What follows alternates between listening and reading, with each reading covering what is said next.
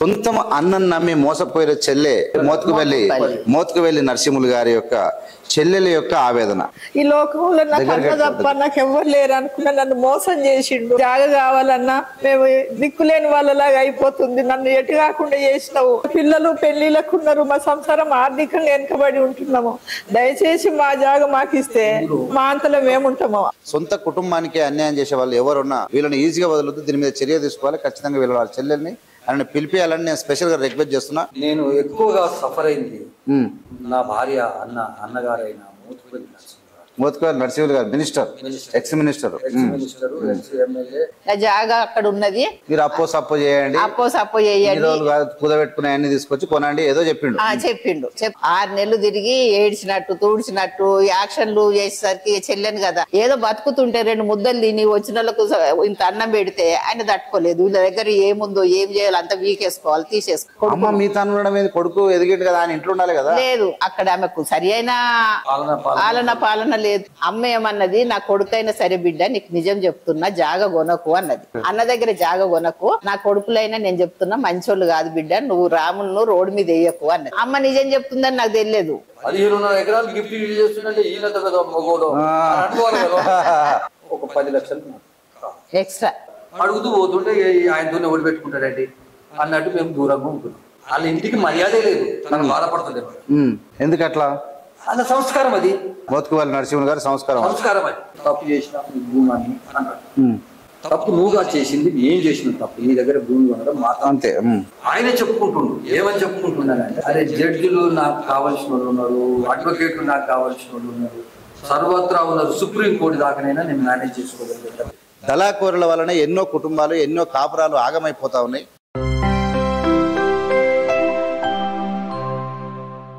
నమస్తే, నేను మీ Annapusala Venkatesh. Welcome to AVN media. ఈరోజు ఒక 2 వ్యక్తులు నా దగ్గర ఉన్నారు. వాళ్ళను చూసిన తర్వాత సభ్య సమాజం ఒక ఇంకిత జ్ఞానంతో మానవత్వ విలువలతోనే ఆలోచించిన, లేదంటే హ్యాజ్ ఫర్ లా రూల్ ప్రకారంగా ఆలోచించిన, ఎలాంటి అంటే ఉన్నతమైనటువంటి ఎదిగిన కుటుంబాలలో ఎలాంటి విషయాలు జరుగుతున్నాయి అనే విషయాలు కూడా మీరు అబ్జర్వ్ చేయాల్సిన అవసరం ఎంతైనా ఉంది.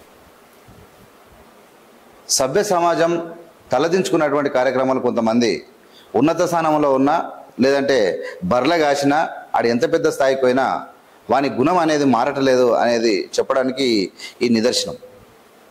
ఇలాంటి విలువలు లేని వ్యక్తులు సమాజం యొక్క మార్పు కోసం కానీ, జాతి మార్పు కోసం కానీ పెద్ద పెద్ద నాయకుల ఉపన్యాసాలు మాట్లాడినప్పుడు దయ్యాల వేదాలు కాదు, దానికన్నా దరిద్రమైంది ఏమన్నట్టు కూడా వీళ్ళని పోల్చవచ్చు.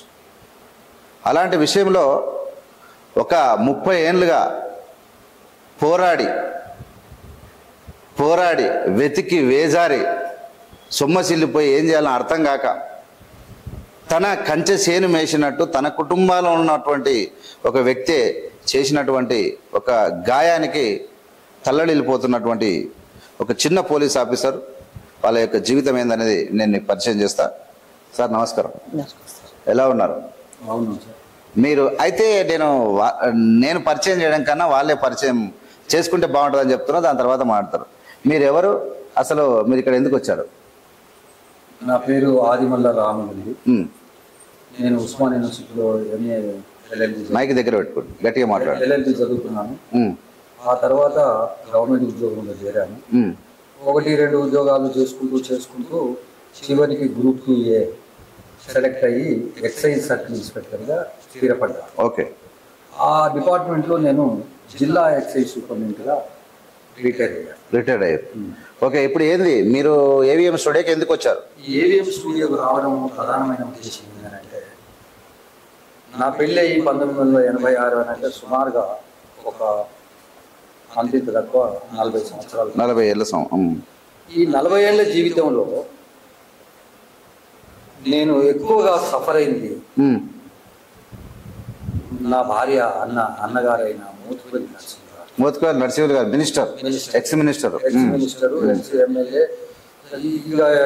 మీ బామ్మాడిది నిన్నే సఫర్ చేసిండా? నన్నే సఫర్ చేసాడు. అయినా కానీ అతను నన్ను పగ అనేది అట్లనే కొనసాగిస్తూ ఎత్తుగడలో భాగంగా 9 నెలల కాలం మా ఇంటికి నేనేదో జిల్లాలలో పనిచేస్తుంది. మా అత్తగారు అయిన మా మిసెస్ వాళ్ళ తల్లి మా దగ్గరే ఉండేది. 86 నుంచి మా ఇంట్లోనే అండి చనిపోయేదాకా నా దగ్గర. కాడికి పోతే చుట్టంలాగా పోతే 10 రోజులు ఉండి ఒక 500 రూపాయలు చేతిలో పెడితే వస్తుండేది.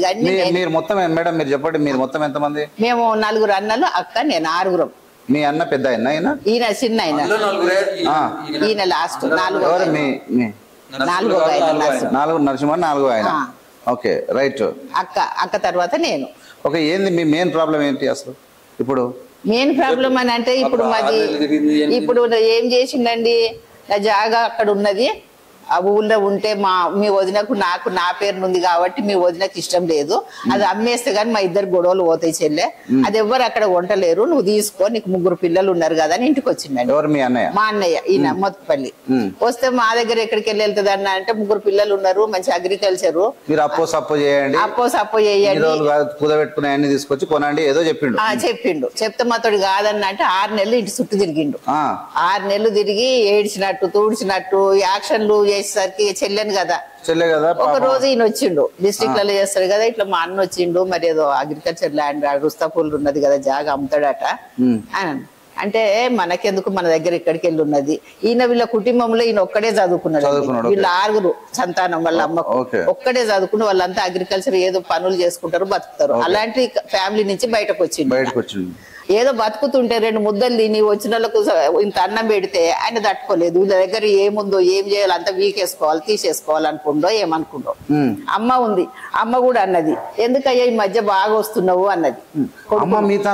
కొడుకు ఎదిగేది కదా ఆయన ఇంట్లో ఉండాలి కదా. లేదు అక్కడ ఆమెకు సరి అయిన పాలన లేదు. పెద్ద ఆమె నాన్న సడన్ గా చనిపోయిండు, మందులు మాకులు ఇవ్వడానికి ఆమెకు ఎవరికి 4 కోడళ్ళు నచ్చలే, కొడుకులు నచ్చలే, ఆమెను ఎవరు సరిగా చూడకపోతే. ఒక ఆయన ఉంటాడు కదా మినిస్టర్ గారు, మిగతా 3 అన్నలు ఊళ్ళోనే ఉంటారు కాబట్టి హైదరాబాద్ లో ఆయన దగ్గర ఉండడము మైక్ దగ్గర ఉండే సౌండ్ వస్తుందా? నా దగ్గరనే పెళ్లి అయిన నుంచి 86 నుంచి ఎవరైనా ఎవరితో మంచిగా చూసుకున్న దగ్గర. ఇక అమ్మ నా దగ్గరే ఉన్నది. అమ్మ అన్నది ఎందుకు బిడ్డ ఈ మధ్య ఎక్కువ వస్తున్నావు అని అంటే వస్తా ఇప్పటి నుంచి వస్తామ్మా అని అన్నాడు. అమ్మ ఏమన్నది, నా కొడుకైనా సరే బిడ్డ నీకు నిజం చెప్తున్నా జాగ కొనకు అన్నది. ఎవరికి? నాకు చెప్పింది అన్న దగ్గర జాగ కొనకు, నా కొడుకులైనా నేను చెప్తున్నా మంచోళ్ళు కాదు బిడ్డ, నువ్వు రాములను రోడ్డు మీద వేయకు అన్నది. ఈయన పేరు రాము అల్లుండే అంటే నేను కదా నీ కొడుకు ఏమైనా పుణ్యానికి ఇస్తుండే అని జోక్గా అనుకున్నా. అమ్మ నిజం చెప్తుందని నాకు తెలియదు. అవి వద్దు బిడ్డ నువ్వు పిచ్చిదానివి, నువ్వు కొనకు బిడ్డ ఆగమైపోతావు వద్దని అన్నది. అంటే ఇక ఇంటి చుట్టూ తిరుగుతున్నాడు. నాకు కూడా 3 పిల్లలు ఉన్నారు. ఇక్కడ ఎల్బీ నగర్ 500-600 గజాల జాగా ఉంటే అది అమ్మినాము, కొన్ని చిట్టీలు ఉంటే ఏదో ఇక మాకు అప్పులు సప్పులు చేసి కొన్నాము. మేము ఇంటికి వచ్చి కూర్చున్నాడు మధ్యాహ్నం. వచ్చి కూర్చొని సండే ఏమో రాములు మీరు 2 చెల్లె నువ్వు పోయి చూసిరా పొర్రి తోట అని మా ఇంట్లో కూర్చున్నాడు. మేము అక్కడ పోయి చూసినాము. ఆడ మా 3వ అన్న ఉన్నాడు. అన్నకి ఇట్లా అంటుండన్న మా దగ్గరనే వెళ్ళేటట్లేదంటే ఏదో ఏ చెల్లె నీకు 3 పిల్లలు ఉన్నారు కదా ఆ జాగా ఏడిగిపోతుంది ఏదో ఒకటి చెయ్యి అని అంటే ఏమో అనుకొని ఇంటికి వచ్చినాం. వచ్చినాక సరే ఆయన ధర అన్నా మేము ఏమని లేదు, ఎందుకంటే ఇక అంతా ఆయన లాగానే పెద్ద స్థాయికి మేము వేరే ఇంత కూడా తగ్గి 25 లక్షలకు ఎన్ని ఎకరాలు? అది 15 ఎకరాలు. ఏ ఇయర్ లో? 2004 లో 15 ఎకరాలకు 25 లక్షలు ఇచ్చుకున్నారు. అప్పుడు రేట్ ఏంటంటే ప్లెయిన్ ల్యాండ్ 30,000కు రోడ్ ఫేసింగ్ అంతే, అంతకన్నా ఎక్కువ లేదు. మాకు తెలియదు తోట కదా చెప్పిండు ఆయన తోట కదా మా 3వ కన్నా అక్కడే ఉంటాడు. మేమే పెట్టిన ఆయనకు అంతకుముందు మౌతపల్లి వ్యవసాయం చేసినప్పుడు ఆయనే ఉన్నాడు 3వ ఆయన మా అన్న. మేము కూడా కొన్నాక అన్ననే కదా ఉండని అని ఉంచుకున్నాము. ఆయన ఉండి కొన్ని చెల్లె ఏమైతుంది లేదు ఇంత ధర ఎక్కువనే కానీ మరి ఏం చేస్తావురా అని అన్నాడు. అంత పెట్టేది లేదు కానీ ఇక మరి ఏం చేస్తావు తిట్టే మీ అన్ననే తింటాడేమో, మీ అన్నకే ఇన్ని పైసలు ఎక్కువైతే మా తోట అమ్మింది కదా అన్నట్టు మీరు కూడా అనుకున్నారు. మనోళ్ళకి మోసపోయినా. అయితే ఏంది మోసమైంది అసలు ఏం జరిగింది? అదే మీరు పొలం కొన్నారు, 25 లక్షల రూపాయలు ఇచ్చి 15 ఎకరాల భూమి కొన్నారు. అయితే ఏమైంది మీకు మోసమైంది? రిజిస్ట్రేషన్ చేసుకుంటానికి రిజిస్ట్రేషన్ ఆఫీస్ పోతే అప్పుడు సేల్ డీడ్ కాదు నేను గిఫ్ట్ డీడ్ చేస్తాను. రిజిస్ట్రేషన్ ఆఫీస్ కాదు ఎందుకు అని అంటే చెల్లెకు భూమి అమ్మిండని నాకు చెడ్డ పేరు వస్తుంది, అమ్మాయికి పెళ్లి చేసిన, అది చేసిన, ఇది చేసిన, మరి ఏం పెట్టిండు, ఏం సంగతి అనే మాట వస్తుంది అన్నట్టు అర్థం వచ్చేటట్టు చెప్పాడు. ఓకే, చెప్పి చెల్లికి భూమి అమ్మినాయి అంటే అది నాకు ఇష్టం, మంచిగా ఉండదు కాబట్టి నేను గిఫ్ట్ యూజ్ చేస్తాను. ఓకే, అంటే 15 ఎకరాలు గిఫ్ట్ యూజ్ చేస్తుంటే ఈయనంత కదా మగోడు అనుకోవాలి కదా. ఓకే, తెలియదు. అట్లా చేసింది. చేసిన తర్వాత మళ్ళీ ఒక 3 నెలల కాలం దాటిందో దాటలేదు, ఒకరోజు సడన్ గా 6-7 గంటల సాయంకాలం 6-7 గంటల ప్రాంతంలో పట్టిన అంటే వచ్చేసిండు. వచ్చేసి చాలా పెద్ద ప్రాపర్టీ అవుతుంది ఫ్యూచర్ లో ఒక 10 లక్షలు ఎక్స్ట్రా ఫ్యూచర్ లో అవుతుంది కానీ ఇప్పుడైతే కాలే కదా. ఫస్ట్ అయితే నాకు 10 లక్షలు ఎక్స్ట్రా ఇవ్వాలి. ఎక్స్ట్రా అంటే ఎట్లా మాట్లాడుతున్నా అయిపోయి ఎక్స్ట్రా అంటే మేమేట తేవాలి అని నేనంటే ఇక అప్పు అనుకోరాదు అంటే నువ్వు అట్లా అన్నందుకు నేను ఇట్లా అంటున్నా అన్నట్టు అప్పు అనుకోండి ఇక నేను చూసుకుందాం, ఇక నేను చిన్నాడు నువ్వు తీసుకున్నాను అడుగుతాం అన్నట్టు అన్నాడు. లేవు మాతో కాదు అని ఇక ఇది ఇంతకంటే వీళ్ళు లొంగేటట్టు లేరు అనుకోని బయలుదేరాడు. పోతుంటే కారు దాకా పోయి పోతూ చూడండి అంటే మాతో కాదని నేను చెప్తుంటా వచ్చినాం. లేదు, ఒక కుటుంబం ఎంతగానో అయితే డబ్బులు ఉంది కదా. 2005 లో మున్సిపల్ ఎన్నికలైంది. అప్పుడు టీఆర్ఎస్ ఘోరంగా ఓడిపోయి ఫస్ట్ టైం చంద్రబాబు ఎన్టీ మన రాజశేఖర రెడ్డి సీఎం. అది ఓడిపోగానే ఎలక్షన్ల తర్వాత భూముల ధరలు విపరీతంగా ఒక రీజన్ పెరిగింది. అయితే పెరిగేసరికి ఇక మనం చూసుకోవాలి. అప్పటికి ఈ ఎలక్షన్ల కంటే ముందు వాళ్ళు అడిగితే అది మా చెల్లికి అమ్మేసిన అని చెప్పాడు, మా చెల్లికి ఇచ్చేసిన ఇట్లా చెప్పుకోవచ్చు. ఈ ఎలక్షన్ తర్వాత ఏం చేసింది అని అంటే మనసు మారింది. అప్పటికి కూడా ఒక కుట్ర ఉంది కానీ కుట్ర కొత్తగా వచ్చింది ఏం కాదు. మమ్మల్ని ఎటుబడి ఈ డబ్బు ఉంటే వీళ్ళు ఏమన్నా కొంటే 100 ఎకరాలు వస్తుండే కదా, వస్తే వీడు 100 ఎకరాలు ఆసామి అవుతుండే కదా, అట్లా కాకుండా చూడాలి కదా అని అలాంటి ఎత్తు కదా ఆయన ముందు నుంచి ఉంది. వేసి ఇక మమ్మల్ని అడగడం మొదలు పెట్టింది డబ్బులు.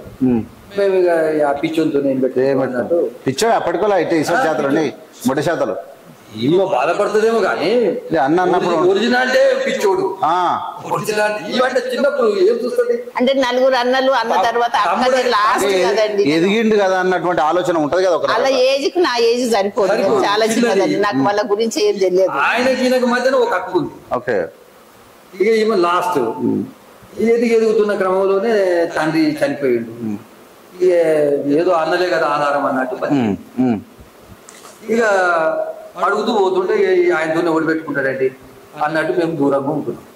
అసలు ఒరిజినల్ గా ఈ పెళ్లి అయినప్పటి నుంచి నేను వాళ్ళ ఇంటికి నేను పెద్ద అత్తగారింటికి పోయినట్టు కానీ లేకపోతే ఇంకో తీరుకి కానీ ఏం లేదు మర్యాద. వాళ్ళ ఇంటికి మర్యాదే లేదు, తనకు బాధపడుతుంది. ఎందుకట్లా? అన్న సంస్కారం అది, నరసింహులు గారి సంస్కారం అది. నేను అందరిని అంటలేను, ఈయననే అంటున్నా. మోత్కువల్లి నరసింహులు గారి సంస్కారం అది. అయితే నన్ను ఇక నేను దూరంగానే ఉంటాను. మర్యాద లేని దగ్గర ఎందుకుంటాం? మీరు పూజ చేస్తే మీరు కబురు పెడితే రమ్మన్నారు కాబట్టి అవును, మాకు అవసరం ఉన్నదే ఇట్లా సంగతి అని అంటే రాండి అని అవును అన్నది కదా వచ్చి మీకు చెప్పుకోగలిగి. అటువంటి పరిస్థితి ఉంది. ఇక దూరంగానే ఉంటున్నాం. ఒకరోజు సడన్ గా ఇది డిసెంబర్లో రివొకేషన్ అయింది. డిసెంబర్ 9th అయింది.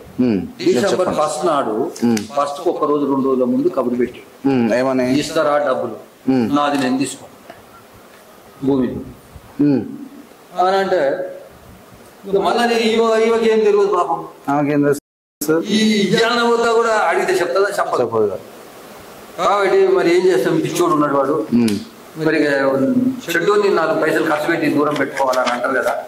కాబట్టి ఇద్దాము అని చెప్పి మళ్ళీ పిచ్చుకొని యాడ్ను ఆ డబ్బులు అరేంజ్ చేసుకొని నా కబురు పెట్టిన మనిషిని వెంట పెట్టుకొని పోయింది. పోతే ఇప్పుడు ముందు చెప్పిన బాబు అన్న అనేవాడు, ఈమెకు అన్న అనేవాడు చెల్లె బాగుందా అని అనాలి. వాడికి నా మీద ఎంత కోపం ఉండదు. డబ్బుల గురించి మాట్లాడదామని పిలిచినా చెల్లె పిల్లలు బాగున్నారా అన్నారు. అది కూడా అన్నారు. వాళ్ళ భార్య లోపల ఆమె కూడా వచ్చి మాట్లాడింది. ఇక అట కూర్చున్నారు. కూర్చొని ఆయన ఏం చేసి నేను తప్పు చేసిన భూమాన్ని అన్నాడు. ఒకసారి 2 సార్లు చూసిన, 3వసారి తప్పు నువ్వుగా చేసింది, ఏం చేసిన తప్పు, నీ దగ్గర భూమి కొనడం మాట అంతే. ఎందుకంటున్నానంటే నీకు డబ్బులు ఎగ్గొట్టడం కాదు, రేటు దగ్గర నిన్ను కోషిష్ చేసిన వాళ్ళం కాదు, మాట్లాడిన దానికి తక్కువ ఇచ్చిన వాళ్ళం కాదు. నువ్వు ఎట్లా అంటావు? మాకు నువ్వు పైసలు తీసుకున్నావు, పొలం ఇచ్చినావు, మళ్ళీ పైసలు అడుగుడేంది, మళ్ళీ బాకీ అడుగుడేంది? ఆ డబ్బులు కూడా మా వదిన వచ్చి తీసుకుపోయిందండి. మా వదిన వచ్చి తీసుకుపోయింది స్వయాన.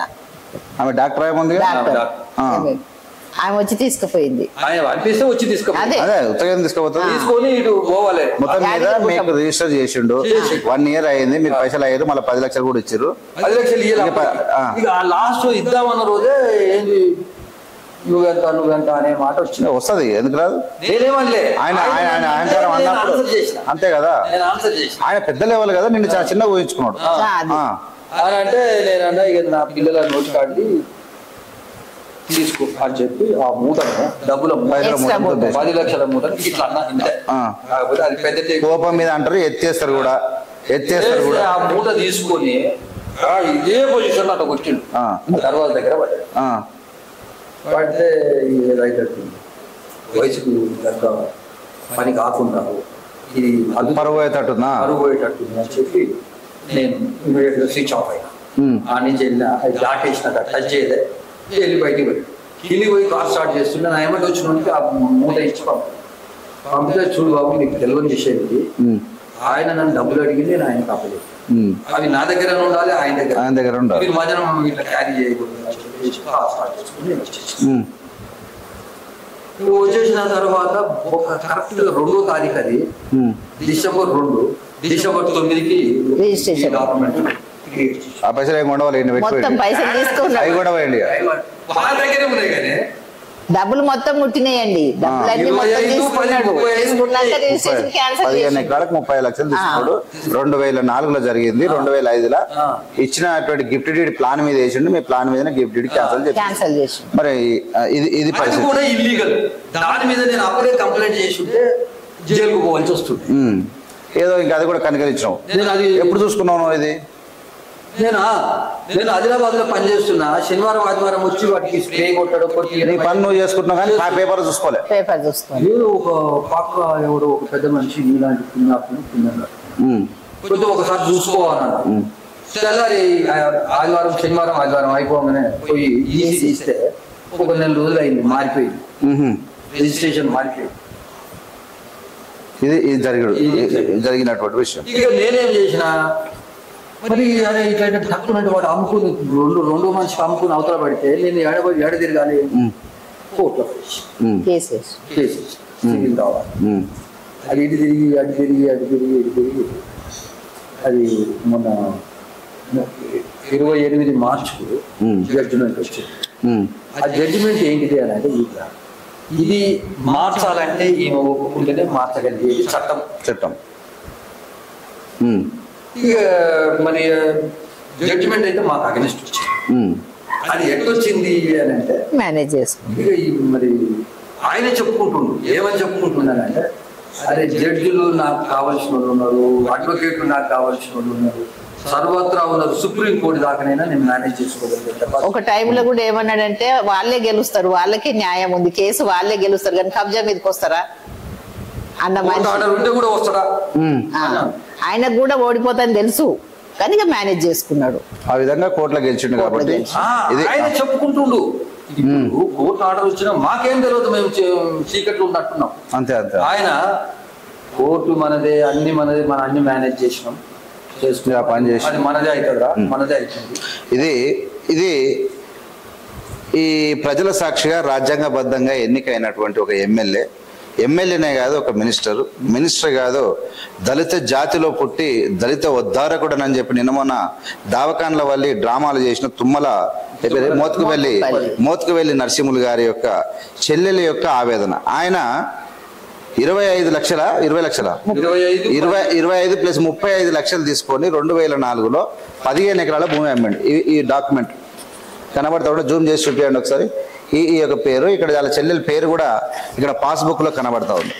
నేను మీకు చూపిస్తాను. ఇక్కడ వాళ్ళ చెల్లెల పేరు కూడా ఇక్కడ కనిపిస్తా ఉంది. ఆదిమల్ల సుశీల, భర్త రాములు పేరు. ఇక్కడ ఇస్తారపురం తుర్కలపల్లి, రుస్తాపురం తుర్కలపల్లి, భువనగిరి జిల్లా.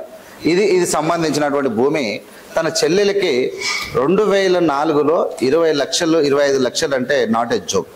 వీళ్ళు సొంతం అన్నం నమ్మి మోసపోయిన చెల్లె ఏం చేయాలనో అర్థం కాక వాళ్ళ యొక్క ఆవేదన. అంటే రాజకీయంగా పొలిటికల్ పలుకుబడి ఉన్నోడు ఈ దేశ సమస్యలను తీర్చాలి, ప్రజల సమస్యలు తీర్చాలి తప్ప సొంత చెల్లెలు ఏదో దరిద్రాల్లో జాబులు వచ్చేదే కష్టం. రాక రాములకి అలా బావకు ఉద్యోగం వస్తే వాళ్ళ కుటుంబం ఎక్కడనో బాగుపడాల్సింది పోయి నరకం అనుభవిస్తూ ఉన్నారు. ఈ మోత్కుపల్లి నరసింహ చేసినటువంటి నిర్వాహకం ఈ తెలుగు రాష్ట్రాలు కాదు భారతదేశంలోనే తన చెప్పుతో తన కొట్టుకో సిగ్గుమాలినటువంటి చర్య. ఈ వీడియో మోత్కుపల్లి సంజయ్ చూస్తే ఇమ్మీడియట్గా వాళ్ళ చెల్లెలు తనకు వచ్చి క్షమాపణ చెప్పి కాళ్ళు మొక్కి వాళ్ళ భూమి వాళ్ళకి ఇయ్యకపోతే వాళ్ళకిచ్చి ఈ కోర్టు ఈ కేసులు గీసులు ఇవన్నీ మొత్తం బయటపడతాయి. వాడు జడ్జి వాడు ఏమేం చేసినో మొత్తం కూడా తోలు తీసేటువంటి వ్యవహారం. This is my request to chief minister of Telangana Revanth Reddy sir. ఇలాంటి సంఘటనలు గౌరవనీయులైన పొజిషన్లో ఉండి సొంత కుటుంబానికే అన్యాయం చేసే వాళ్ళు ఎవరున్నా వీళ్ళని ఈజీగా వదలొద్దు, దీని మీద చర్య తీసుకోవాలి. ఖచ్చితంగా వీళ్ళ వాళ్ళ చెల్లెల్ని ఆయన పిలిపియాలని నేను స్పెషల్గా రిక్వెస్ట్ చేస్తున్నా ఏవిఎం ఛానల్ నుంచి. ఖచ్చితంగా ఇది వీళ్ళకి జరగాలి. ఇక్కడ వీళ్ళకి సేల్ డీడీ గిఫ్ట్ డీడీ చేసిండు డాక్యుమెంట్లో. అదే గిఫ్ట్ డీడ్ ఈజ్ మీకు తెలియదు ఆ సంగతి ఏంటంటే గిఫ్ట్ డీడ్ సపరేట్ ఏమున్నది. ఇక్కడ కొన్ని లక్షల గిఫ్ట్ డీడ్ ఉన్నాయి తెలుగు రాష్ట్రాల్లో. గిఫ్ట్ డీడ్లు అప్పుడు ఎందుకంటే పేదరికంలో ఉన్నటువంటి వాళ్ళు ఆ పైసలు తగ్గుతుంది, గిఫ్ట్ డీడ్ అయితే తక్కువ. ఇప్పుడు కేసీఆర్ వచ్చినాక గిఫ్ట్ డీడ్ అన్ని సేమ్ అయిపోయినాయి. స్టాంప్ డ్యూటీ తగ్గుతుందని కొంచెం గిఫ్ట్ డీడ్ 2000-3000 కోసం గిఫ్ట్ డీడ్ చేసేవాళ్ళు. నువ్వు గిఫ్ట్ డీడ్ చేసినా సేల్ డీడ్ చేసినా ఇస్ ఈక్వల్, అంటే రిజిస్ట్రేషన్లో వాల్యూ ఈక్వల్. కానీ ఆ గిఫ్ట్ డీడ్ అయినా సేల్ డీడ్ అయినా ఆయన ఇదొక డీడ్. ఇది ఆ టైంలో 2004లో వీళ్ళకి రిజిస్టర్ చేసిండు. సొంత చెల్లెలు ఇక్కడ ఉన్నది ఏమున్నది, ఇద్దరు ఫోటోలు కనబడుతున్నాయి. మీరు ఒకసారి చూడండి, ఇక్కడ వెరీ క్లియర్గా 2004లో కనబడుతూ ఉన్నది. ఇంత సిగ్గుమాలినటువంటి చర్య ఇదంటే నేను ఇక్కడ చూడండి క్యాన్సల్ చేయించుకున్నాడు దొంగతనంగా దొడ్డిదారిన. ఇలాంటి విధవలు జడ్జీలు కానీ ఇక్కడ చేసేవాళ్ళు లుచ్చలు కూడా చాలామంది ఉన్నారు. ఇలాంటి దళాకోరుల వలన ఎన్నో కుటుంబాలు ఎన్నో కాపురాలు ఆగమైపోతూ ఉన్నాయి. ఇట్లా ఏంది ఇది ఏందన్నట్టు ఇది ఏమన్నా అర్థం ఉందా దీనికి? ఎట్లా పోయింది ఇది? How it is possible? Gift DD చేసినాక చెల్లె కాళ్ళు మొక్కుతావా లేకుంటే చేస్తావా, ఇంకోటి చెప్తావా ఆమె చేయాలి కదా. ఆమె చేయకుండా ఒక ఉద్యోగి ఒక సాధారణంగా ఎక్సైజ్ డిపార్ట్మెంటో పోలీస్ డిపార్ట్మెంటో లేదంటే ఏదో ఒక డిపార్ట్మెంట్లో ఎంప్లాయీస్ అవుతాం. తన కుటుంబంలో ఎంప్లాయ్ అయితే ఆయన ఏదో సంపాదించాలి, మా తాత ముత్తాతల నుంచి మొత్తం చాకరీ చేసి బతికి నా పిల్లలు ఉన్నదా సార్ అనుకోవాలని చెప్పి ఒక కళలు ఉంటాయి కుటుంబానికి. ఆ కళలు ఉంటే ఆ కళను నీ సొంతం నీ భావనం నువ్వు చిదిమేసేటువంటి మంత్రివి. నువ్వు ఏం చేస్తారు? మోత్కుపల్లి నరసింహులు గారు మీరు మినిస్టర్ అయ్యి ఏడ జాతిని ఉద్ధరిస్తారు? నీ రక్తాన్నే నరకం చూపిస్తున్నావు కదా. మీ పిల్లల పెళ్లిళ్ళు అని ఎంతమంది అండి? మీ పిల్లలు? మాకు 3 పిల్లలు అండి. పెళ్లిళ్ళు లేవు, ఏం లేవు. మాకు ఆర్థికంగా మొత్తం తీసుకుపోయి అక్కడ పెట్టినాం. మేము ఆర్థికంగా వెనకబడి ఉన్నామండి. పిల్లల పెళ్లిళ్ళు కూడా చేయలేకపోతున్నాం. అవునా? అప్పుడేమో 35 లక్షలు అడగట్టి అప్పులు సప్పులు చేసి కట్టి నువ్వు తెచ్చిన అప్పులకి నువ్వు కట్టుకుంటే కోర్టు కేసులు 20 ఏళ్ళ నుంచి కోర్టు కేసులన్నీ నడుస్తున్నాం. కోర్టు ఖర్చు పెట్టుకుంటూ తిరుగుతున్నాం. ఇదా మోత్కుపల్లి 30 ఏళ్ళు వచ్చినాయి పిల్లలకు. ఇది ఒక దీనమైనటువంటి స్థితిలోకి నెట్టినటువంటి మోత్కుపల్లి నరసింహన్ గారు ఈ సమాజంలో ఈ వీడియో నేను ఒకవేళ దీనికి రెస్పాన్స్ రాకపోతే దీన్ని పెద్ద ఎత్తున స్టేట్ మొత్తం మీకు ఇబ్బంది అవుతుంది. నీ చెల్లెలకి ఏం మాట్లాడుకుంటావు, నీ బావతో ఏం మాట్లాడుకుంటావు, నీ చెల్లెలతో ఏం మాట్లాడుకుంటావు, ఈ విషయం మీద మీరు ఖచ్చితంగా వీళ్ళని అప్రోచ్ కాకపోతే మంచిగా సభ్య సమాజం తలదించుకున్నటువంటి పనులు మీరు చేయకూడదని. ఇది మీ కుటుంబ సమస్య కాబట్టి ఇది బయటికి ఖచ్చితంగా మీరు చేస్తే మీరు ఇమ్మీడియట్గా మీ చెల్లెల నుంచి మీ బావ నుంచి ఫోన్ వస్తే నేను ఇమ్మీడియట్గా డిలీట్ కూడా చేస్తాను వీడియో. ఖచ్చితంగా వీళ్ళకి న్యాయం జరగాలి. మీరు ఒక మినిస్టర్గా ఉండి ఒక ఉన్నత స్థానంలో ఉండి మీరు మందకృష్ణ మాదిగ అనుచరుడా లేకుంటే మంది అదా? మొన్న మాదిగ జాతికి రేవంత్ ఏమో చేసిన అంటున్నావు కదా.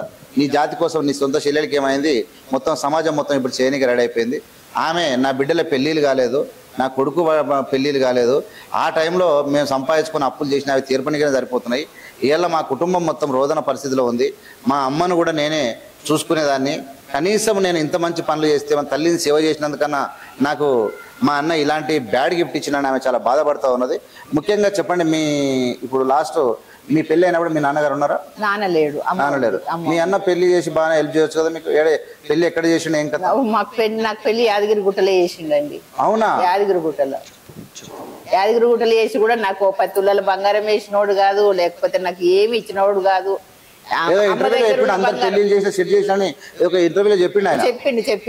చెప్పిండు కానీ నాకు ఏం లేదండి. ఒక అక్షరం ఇన్ని పేపర్స్ పెట్టిండండి. నేను పెళ్లి చేసిన నాకు అమ్మ ఉన్నది అప్పటికి. అది అమ్మ పరిస్థితి అట్లుంది. యాదగిరి గుట్టలో పెళ్లి చేసుకొచ్చిర్రు. ఈయన పైసా కూడా ఖర్చు పెట్టలేదు. ఓరే బాబా, ఇది ఇంకా ఇంకా మీరు చాలా లాభాలు వచ్చాయి. ఇంటికి చేరుతుండే. ఒక్క గిఫ్ట్ అండి నా పేరు వచ్చిన గిఫ్ట్. ఒక్క గిఫ్ట్ నాకు ఇక పెళ్లి అయితే ఆడపిల్లకు ఆయన చెప్పిన వాళ్ళు వస్తారు. మినిస్టర్ నేను పెళ్లి చేసిన నాన్నగలిగే మనం మొగలాడు మొగోడు ఎవరైనా ఉంటే వాళ్ళ శ్రమ వాళ్ళ జీవితంలో కలిసి ఉంటుంది. నువ్వు ఏం చేసినావు, నువ్వు ఎక్కడ చేసినావు సరే వీళ్ళ నుంచి ఎలాంటి లాభం లేదు. మీరు ఇప్పుడు మీరు సొంతంగా జెన్యూన్ గా మీ భార్య భర్తలు మీ పిల్లల భవిష్యత్తు కోసం డబ్బులు కూడా పెట్టుకున్నారు. మీరు మీ బామ్మడికి ఇచ్చారు, మీ పొలం తీసుకున్నారు. మీ పొలాలు అయింది ఏం న్యాయం కావాలి మాట్లాడండి. మీ భూమి మీకు కావాలి. మీరు ఎందుకు మీరు పొలం మీదకి బయటకు వచ్చి ఎవరు వెళ్ళగొట్టారు?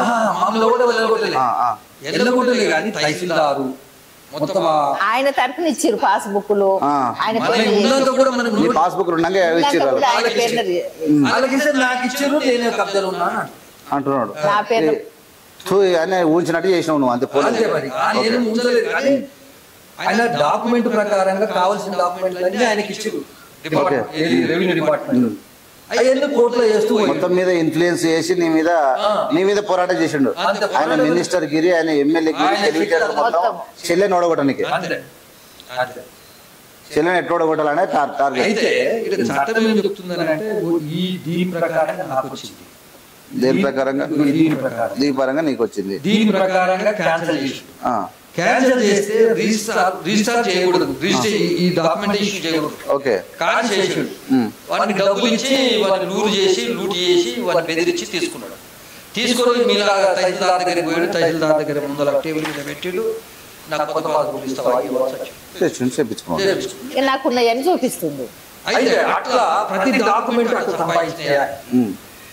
ప్రతి డాక్యుమెంట్ కూడా అట్లా సంపాదించాయి. అవన్నీ తేరు కోట్ల పడి. కానీ యాక్చువల్ చట్టం ఏమంటున్నారంటే ఈమెకు గిఫ్ట్ అయిన తర్వాత ఈమె భూమి మీదకి పోయిందా లేదా, పోతే నీకు ఎన్ని సర్టిఫికెట్లు ఉన్నా ఎన్ని రికార్డు ఉన్నా అది తీసి పక్కకేసేది అంతే. మీకే అది అసలు మీదే అది యాక్చువల్ గా.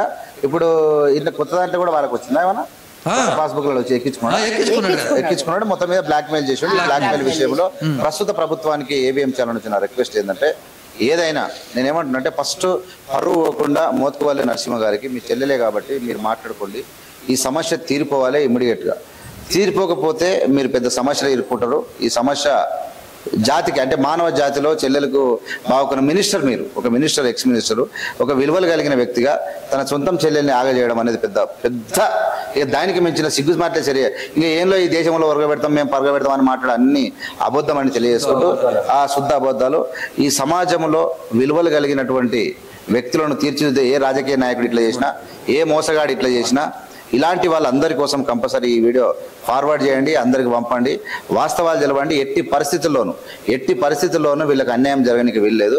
ఎందుకంటే ఎంత దిక్కు లేకపోయినా, ఎంత అది లేకపోయినా సొంత వాళ్ళు అంటే ఏమంటారు, మన కన్ను రెప్పను మన కన్ను మనం పొడుచుకున్నంత పని జరిగింది.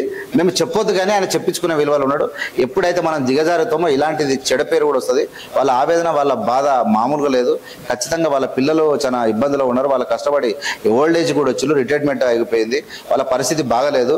ఇమ్మీడియట్గా వాళ్ళ భూమి వాళ్ళకి తెచ్చి సారీ చెప్పి ఇస్తే చాలా గొప్పగా నేను ఇదే ఛానల్లో పెద్ద ఎత్తున వేస్తాను.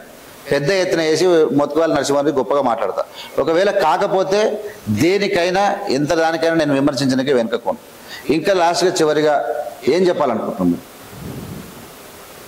మా భూమి మాకు 50 సంవత్సరాలు అంతే ఇక ఏం అవసరం లేదు. ఇంకా ఆయన మీరు ఆలోచించలేదు ఏం లేదు. ఈ పడిన దగ మోసము ఇబ్బందులు అన్ని చాలు.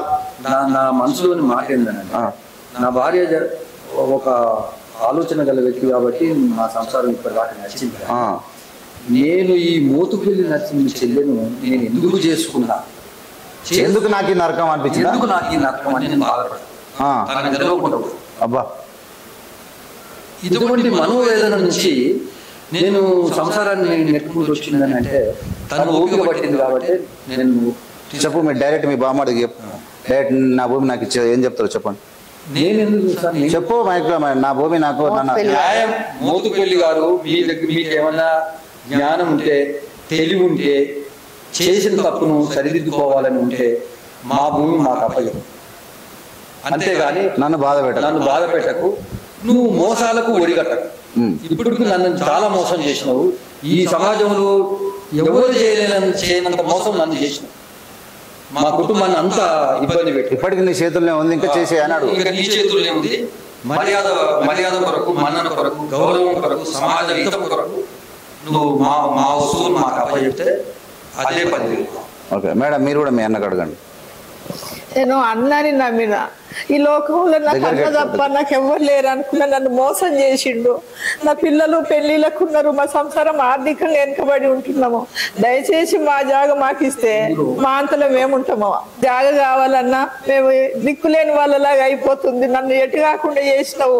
అమ్మ చనిపోయే ముందు బిడ్డను ఆగం చేయొద్దు, బిడ్డ ఆ చెల్లెలను ఆడపిల్లను ఆగం చేయొద్దు, మోసం చేయొద్దు అంటే అమ్మని బెదిరించిండు. అమ్మ తినకుండా చేయకుండా చనిపోయింది. ఇక్కడతోటే చనిపోయింది. మాట బంద్ అయిపోయింది. అన్న అంటే నాకు ప్రాణం ఉండే, ఆ ప్రాణాన్ని కోసేస్తుండు. నన్ను ఎంత నమ్మినో నేను అంత మోసం చేసి కలిసి ఉందాం. నాకు ఏమి లేదు, దూరం ఉన్నా ఏం లేదు. పిల్లల పరిస్థితి కూడా పెళ్లిళ్ళు ఉన్నాయి. దయచేసి నా వస్తువు నాకు ఇస్తే చాలు. ఓకే. మోత్కువెల్లి గారి సొంతం బావ వాళ్ళ చెల్లె యొక్క ఆవేదన. ఈ ఆవేదనకు ఖచ్చితంగా ఈ రాష్ట్ర ప్రభుత్వం స్పందించాలి. ఈ విషయాల మీద వీళ్ళని పిలిచి మాట్లాడాల్సిందిగా నేను విజ్ఞప్తి చేస్తా ఉన్నా. ఇలాంటి చిన్న చిన్న విషయాలకు మన తెలివి ఎక్కువ ఉంది, తెలివి లేని ముంచడం కాదు. తెలివి ఉన్నా లేకున్నా సమాజంలో న్యాయపరంగా నడవాలి. ఎవడైనా ఇలాంటి దొంగ పనులు చేసినా ఖచ్చితంగా మనం అందరం అడ్డు నిలవాలి. అంత సమాజం మొత్తం ఈ వీడియోకి సపోర్ట్ చేసి సమాజం ఖచ్చితంగా ఈ యొక్క కష్టపడి శ్రమించి ఎదగాలనుకున్న కుటుంబం వెనుకకు పోవడానికి కారణమైనటువంటి మోత్కువెల్లి నరసింహ లాంటి వాళ్ళు ఎవరు ఈ రాష్ట్రంలో ఉన్న వాళ్ళందరికీ బుద్ధి దేవేలా ఈ వీడియోను ఫార్వర్డ్ చేయాల్సిందిగా మీ అందరికి విజ్ఞప్తి చేస్తూ ఖచ్చితంగా వీళ్ళకి న్యాయం జరుగుతుందని, జరిగే వరకు ఖచ్చితంగా పోరాటాలు ఉంటాయని కోరుకుంటూ మీ అందరికీ చూస్తూనే ఉండండి AVM ఛానల్. మీ అందరికీ జై హింద్, జై Bhim. Thank you very much.